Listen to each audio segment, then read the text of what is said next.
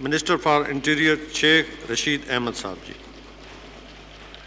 शुक्रिया जनाब स्पीकर साहब, मुझे खुशी है कि मेरे साथी मरहूम शेर अफगन का फर्जंद आज इस स्टेज पे इज़्ज़त अफ़ज़ा है। उन्होंने भी एक तारीख़ी यहाँ किरदार अदा किया और मैं दावे से कह सकता हूँ मैं उनके साथ बतौर शागिर्द पार्लिमानी प्रैक्टिस सीखने के लिए सुबह जाया करता था। 1 साल तक उन्होंने इस हाउस की बहुत खिदमत की, बल्कि आपसे बहुत ज़्यादा खिदमत की। मैं मुख्तसर तरीन अभी मेरे सलाउद्दीन साहब दीनी ताकत और क़ुव्वत हैं बॉर्डर्स के बारे में। हम जी अफ़गान बॉर्डर फेंसिंग कर रहे हैं, सलाउद्दीन साहब 88% कर दी है, मज़ीद 22% 30 जून तक कर देंगे। इस वक्त जब मैं आपसे मुखातिब हूँ सलाउद्दीन साहब, 38 जगह पे लड़ाई हो रही है 38 जगह पे लड़ाई हो रही है और 2300-2400 अफ़गान आर्मेंट्स ट्रुप विद आर्नामेंट्स उन्होंने तालिबान को ज्वाइन कर लिया। और ऐसे आलम में हम सिर्फ तुरखम और पशीन में, तुरखम में हम शनवारीस को अलाउ करेंगे और अंगूर अड्डा में वज़ीर्स को अलाउ करेंगे। बाकी हम इलेक्ट्रॉनिक एंट्रेंस करने लगे हैं क्योंकि हम महसूस करते हैं कि अगले 1-2 महीने जो हैं, 2-3 महीने बड़े इम्पोर्टेंट हैं और हम सब पॉलिटिकल पार्टीज़ को आने वाले वक्तों की सियासी सूरत हाल पर तैयारी करनी चाहिए। मैं मसले का हल सिर्फ एक ही समझता हूँ कि हमने ये जितने मसाइल पैदा हुए महंगी बिजली के मुआहदे किए, अगर इन महंगी बिजली के मुआहदों को रिकन्सिडर कर लिया जाए तो ये सारे मसले अपनी मौत आप मर जाएंगे। और इमरान खान ने गुज़श्ता 3 साल में पूरी कोशिश की है और कर रहा है कि करप्ट और बेहिस और डिसऑनेस्ट सोसाइटी में एक बेहतरी की फ़ज़ा पैदा की जाए। ये बदकिस्मती है कि असम्बलियों को पिछले 3-4 दिन से पढ़े लिखे लोगों में कोई इज़्ज़त नहीं मिली। जो पढ़ा लिखा आदमी है उसने कोई इसको अच्छी नज़र से नहीं देखा जो कुछ असम्बलियों के अंदर हुआ, लेकिन शुक्र है खुदा का कि एक बेहतरी की फ़ज़ा आई है, एक बेहतरी का माहौल बना है। और इस बेहतरी के फ़ज़ा में बहुत इम्पॉर्टेंट वक्त आ सकता है मुस्तकबिल करीब में। अमेरिकन चाइनीज़ पॉलिटिक्स जो है और चीन आप शुरू हो जाएं, ऊपर से मलेशिया, इंडोनेशिया, जिबूटी से लेके इंडिया से लेके पाकिस्तान। हमारे यहाँ एक बहुत बड़ी इन्वेस्टमेंट है ग्वादर की, जिस पे के सब लोगों का यकजा होना जो है वो बहुत ज़रूरी है। और IMF के पास सारे ही जाते हैं जी, मैं तो रहा हूं, एक पॉलिटिकल वर्कर हूं। IMF के पास कौन नहीं जाता? ऐसे ही हम एक दूसरे पे इल्ज़ाम लगाते हैं, सभी लोग IMF के पास जाते हैं और ये मजबूरी होती है। और ये मजबूरी होती है, इसका प्रेशर जो है, इसका डाउनफॉल जो है, इसका रिएक्शन जो है वो बराह रास्त लोगों पर इसलिए पड़ता है कि ख़जाने के हालात हम ठीक नहीं कर सके। First time $9 billion Imran Khan के दौर में ओवरसीज़ पाकिस्तानियों ने भेजे हैं, वरना हमें रोज़ कशकोल लेकर जाना पड़ता था अपने पड़ोसी मुल्कों में। अगर उस कशकोल में हमें ना मिलता तो शायद हम डिफ़ॉल्ट भी हो सकते थे।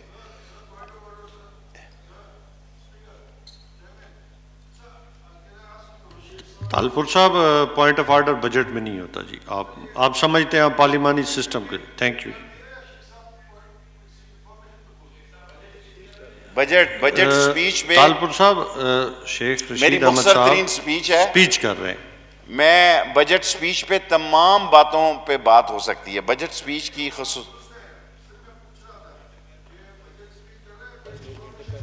मैं बजट स्पीच कर रहा हूं। तालपुर साहब, शेख रशीद अहमद साहब ने, मिनिस्टर फॉर इंटीरियर ने 2 घंटे पहले इनके रिक्वेस्ट की थी कि वो स्पीच करेंगे। मैंने पेशावर जाना था, वरना मैं मंडे को कर सकता हूं। आप किसी चीज पे भी आप डिस्कस कर सकते हैं बजट के ऊपर। Thank you very much. और इस हुकूमत प्लीज, ने मेरे ख्याल में एक अच्छा माहौल बना है तो इंटरप्ट करना मुनासिब। आप बड़े सीनियर पार्लियामेंटेरियन है। Thank you very much ji.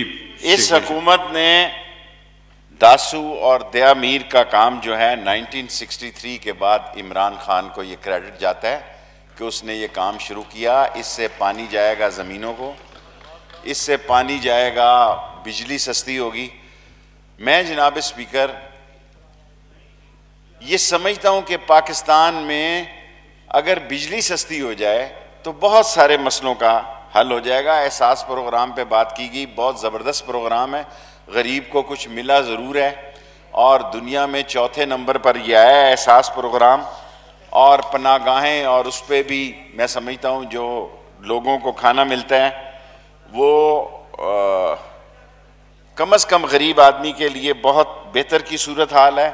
Border management, मैं अभी मेरे भाई ने कहा, क्योंकि मेरी ये राय है कि जिस महकमे का वज़ीर हो उसको अपनी कारकर्दगी बजट में थोड़ी बहुत, फॉर एग्ज़ाम्पल कि हम ई पासपोर्ट पे जा रहे हैं, फॉर एग्ज़ाम्पल कि हमने तमाम वीज़े जो बैकलॉग में थे इस हफ्ते में ख़त्म हो जाएंगे, फॉर एग्ज़ाम्पल कि ये इमरान खान के दौर पे क्रेडिट जाता है कि तमाम वीज़े ऑनलाइन हो गए हैं, तमाम वीज़े ऑनलाइन हो गए हैं। जो हज़ारों लाखों की तादाद में वीज़े थे जहां करप्शन होती थी, और उस करप्शन में मैं किसी एक को ज़िम्मेदार नहीं ठहराता। सिस्टम ऐसा था कि किसी आदमी को वीज़े की ज़रूरत है, वो नीचे से मिलकर लेन देन करता था। आज पाकिस्तान में इस बजट के मौका पर मैं ये भी ऐलान करना चाहता हूँ कि एग्ज़िट वीज़ा भी ऑनलाइन हो गया है। एग्ज़िट वीज़ा भी ऑनलाइन हो गया है ताकि लोगों को धक्के ही ना खाना पड़े और लोगों को किसी किस्म के मसाइल से ना गुजरना पड़े। और इस दौर में 3 लाख वीज़े जारी हो गए हैं। कल हमने लास्ट 2360 किए हैं। 1332 वीज़े आपके बजट के दौरान जारी हो जाएंगे और इसका क्रेडिट आप इमरान खान को दें कि 3 लाख वीज़ों का बैकलॉग जो है वो ख़त्म हो जाएगा और जो आदमी अप्लाई करना चाहे, जिस तरह जहाँ से अप्लाई करना चाहे, वो ऑनलाइन करना चाहता है। दूसरी बात जो मैं अगले कहना चाहता हूँ, मैं ज़्यादा आपका वक्त नहीं लूँगा जनाब स्पीकर, कि मोबाइल रजिस्ट्रेशन हमारे फाटा के लोगों में, हमारी बेटियां बहनें इतनी दूर से आती नहीं थी, आ नहीं सकती, हमारे पास यहाँ मोबाइल वैनें बेकार खड़ी हुई थी, हमने उनकी रजिस्ट्रेशन शुरू की है। बहुत ज़बरदस्त रिस्पांस मिला है। एक दिन में भी पासपोर्ट मिल सकता है 2000 रुपये इजाफी फ़ीस के साथ। 2180 रुपये की इजाफी फ़ीस के साथ आप जिस वक्त पासपोर्ट जमा करें उसी वक्त शाम को आपको डिलीवर हो सकता है। और थर्डली, पहला शनाख्ती कार्ड जो है वो फ्री है। सेकेंडली, डिसेबल लोगों के लिए बड़ा प्रॉब्लम था। मैं ये इसलिए कह रहा हूँ कि हर वज़ीर को चाहिए कि बजट स्पीच में जो अवामी मसाइल हैं उसको हल करने के लिए अगर कुछ काम हुआ है तो उसका जिक्र कर दे। अगर इस पर कोई बुरा भी मनाए तो कोई बात नहीं, उनके भी शुक्रगुजार होना चाहिए। और तमाम डिस्ट्रिक्ट्स में सर, तमाम तहसील हेडक्वार्टर में नादरा दफ्तर खुलने का इख्तियारात MNA को दिया है कि जहां वो चाहें जगह का इंतखाब करें। उसके लिए अपोजिशन का होना या सरकार का होना ज़रूरी नहीं है। तमाम मुल्क में तहसील हेडक्वार्टरों में नादरा ऑफिस खुल रहे हैं। और अगर MNA अरेंज करके दे दें, कोई अच्छे MNA हैं जिन्होंने अपनी जगह पे कहा कि जी हमारे यहाँ दफ्तर खोल दिया जाए। स्पीकर साहब सॉरी, मैं उधर देख रहा था। और लास्टली मैं ये कहूँगा कि माहौल जो है, 3 साल हुकूमत के गुजर गए हैं, 4 साल मैं एक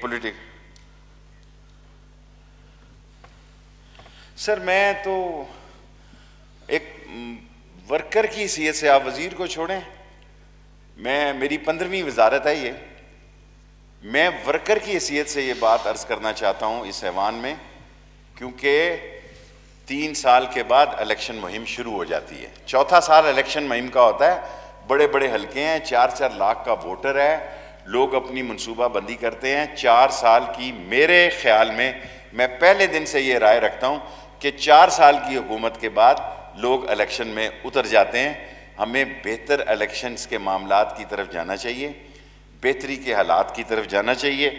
और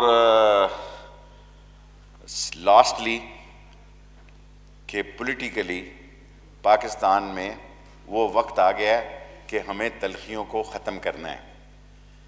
तलखियों को ख़त्म इसलिए भी करना है जनाब स्पीकर, चौथा साल शुरू हो जाएगा अगस्त के बाद।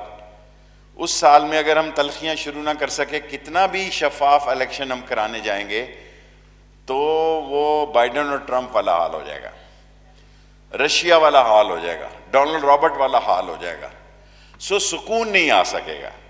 सो सारी पार्टियों को मिल बैठकर इस चौथे साल में इलेक्शन इस्लाहात पर बातचीत करनी चाहिए, और जो मुल्क के हालात मुल्क की सरहदों पे जन्म पा रहे हैं उस पर भी सारी पार्टियों को मिलकर बैठना चाहिए।